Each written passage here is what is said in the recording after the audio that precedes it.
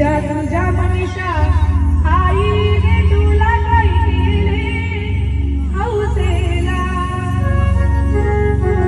गळ्यातला हारू केले दुसरे काय पाहिजे हौसेला डोंगरानं मोर आरवला मोर पाण्यावर देवला ऋतुजा तुझ्या तनू बहिणीने तुला काय केले हौसेला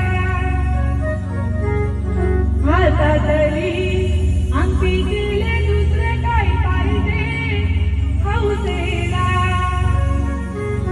रंजना बरोबर परवडेल ना हार तुम्हाला नाही परवडणार 1,50,000 पेटाला उभे राहता ना उद्या जाऊन घेऊन या एवढी हसतो कशी खुश तिला माहित आहे आवडी मनातली बोलली.